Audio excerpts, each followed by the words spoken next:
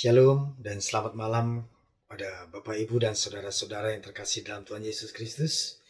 Kembali kita bertemu dalam renungan malam pada hari ini. Sebelum membaca, merenungkan, serta melakukannya dalam kehidupan sehari-hari, mari kita bersatu dalam doa. Ya Allah, ya Bapa yang kami sembah di dalam nama Tuhan Yesus Kristus, berfirmanlah ya Tuhan, kami siap mendengarkan dan melakukannya dalam kehidupan sehari-hari. Berkati hamba-Mu yang akan menyampaikan firman kebenaran, sehingga semua untuk kemuliaan kerajaan-Mu di muka bumi ini. Dalam nama Tuhan Yesus Kristus, kami telah berdoa dan mengucap syukur.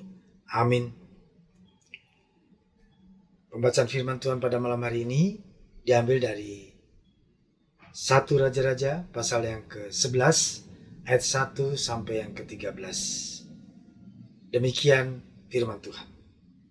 Tema dari LAI, Salomo jatuh ke dalam penyembahan berhala. Adapun Raja Salomo mencintai banyak perempuan asing. Di samping anak Firaun, ia mencintai perempuan-perempuan Moab, Amon, Edom, Sidon, dan Het.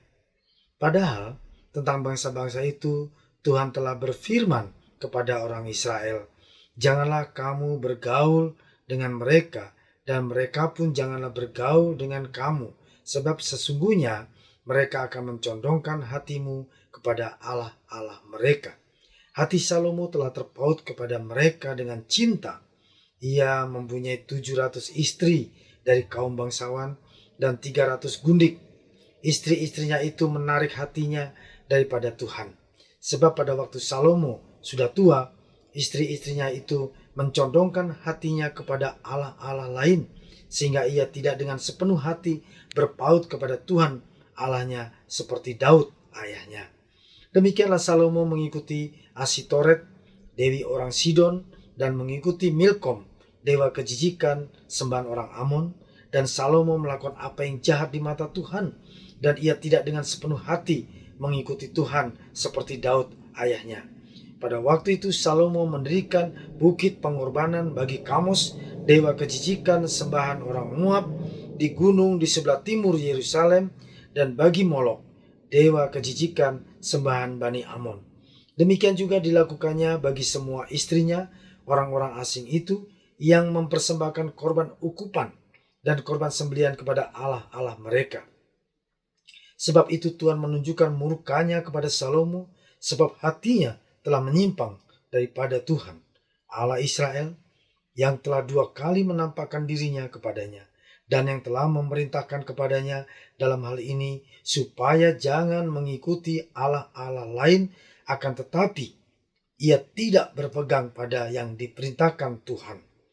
Lalu berfirmanlah Tuhan kepada Salomo, "Oleh karena begitu kelakuanmu, yakni engkau tidak berpegang pada perjanjian dan segala ketetapanku yang telah kuperintahkan kepadamu, maka sesungguhnya aku akan mengoyakkan kerajaan itu daripadamu dan akan memberikannya kepada hambamu.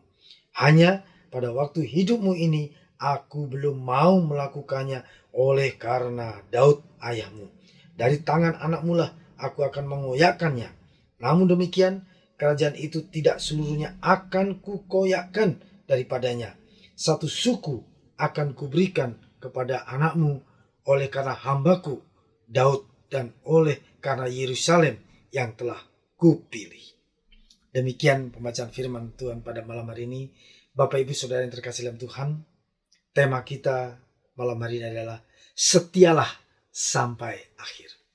Bapak, Ibu, Saudara yang terkasih dalam Tuhan, jika kita membaca merenungkan firman Tuhan pada malam hari ini, ada beberapa hal yang akan kita sampaikan. Yang pertama, Daud dalam kesetiaannya kepada Allah, dan itulah yang membuat bangsa ini hebat.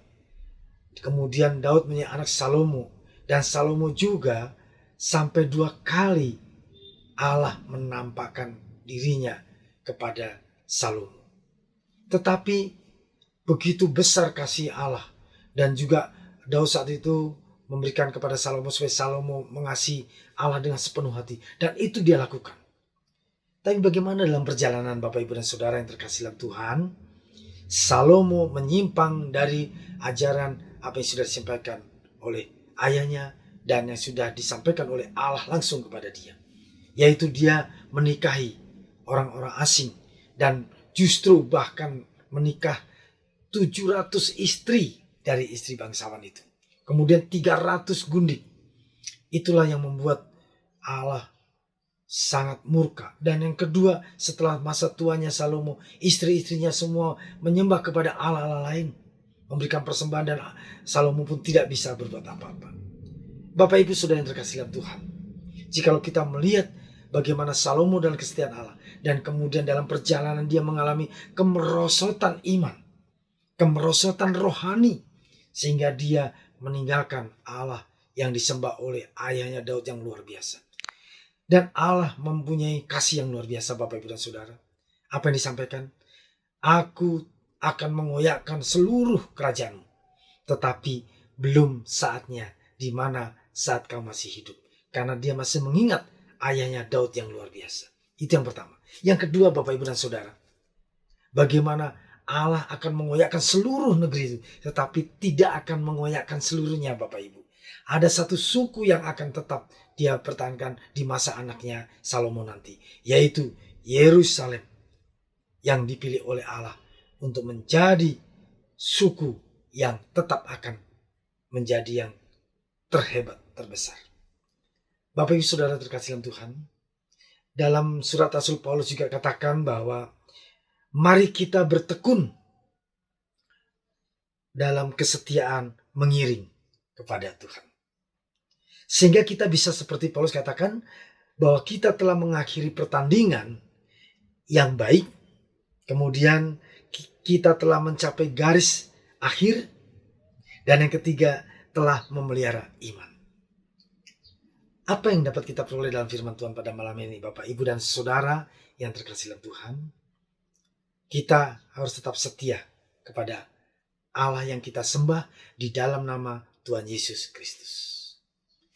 Bagaimana caranya? Kita minta kepada Roh Kudus, Roh penolong, Roh penopang, Roh penghibur bagi kita, sehingga kita dimampukan, dikuatkan untuk tetap setia kepada Allah Bapa yang kita sembah di dalam Tuhan Yesus Kristus. Kiranya Tuhan Yesus memberkati kita semua, dan kita biar tetap setia sampai Tuhan Yesus datang yang kedua kali. Tuhan Yesus memberkati kita semua. Amin. Mari kita bersatu dalam doa.